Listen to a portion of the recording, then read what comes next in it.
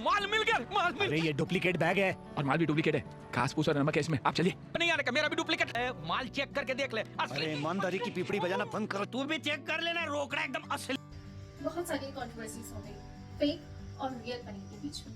आज मैं आपको एक बात बताती हूँ।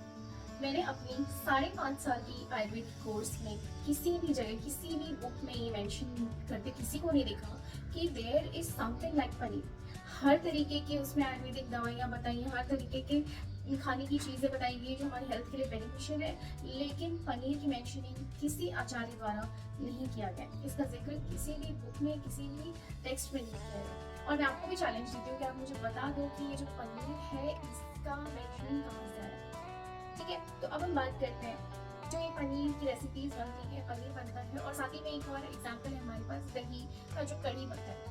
आपको पता है कि दही जो है उसकी पोटेंसी बहुत हॉट होती है। ये उष्ण पोटेंसी, उष्ण वेरी का होता है, हॉट पोटेंसी का होता है और अभिषेक होता है, जिसका मतलब है कि कोई भी ऐसी सब्सटेंस जो अपने स्टिकी और हैवी प्रॉपर्टी की वजह से आपके चैनल्स को ब्लॉक कर देगा, जो अल्टीमेटली आपको फिर बहुत सारी डिजीज लेके आता है। Because it blocks the channels all over the body, which will lead to heaviness of that concerned part of the body.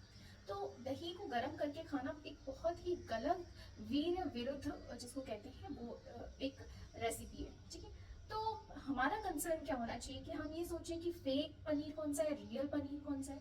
No, हमारा कंसर्न ये होना चाहिए कि क्या इसका कोई ऑल्टरनेटिव है, रादर देन रियल फेक के बीच में कंफ्यूज रहने से अच्छा है इसका अब ऑल्टरनेटिव ढूंढो ना।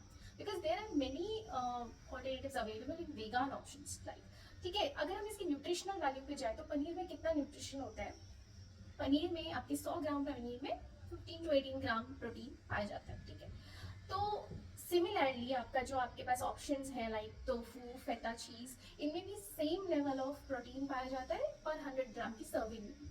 सो I will just suggest that stop following in the traps, because every 8 out of 10 women in India is just protein deficient.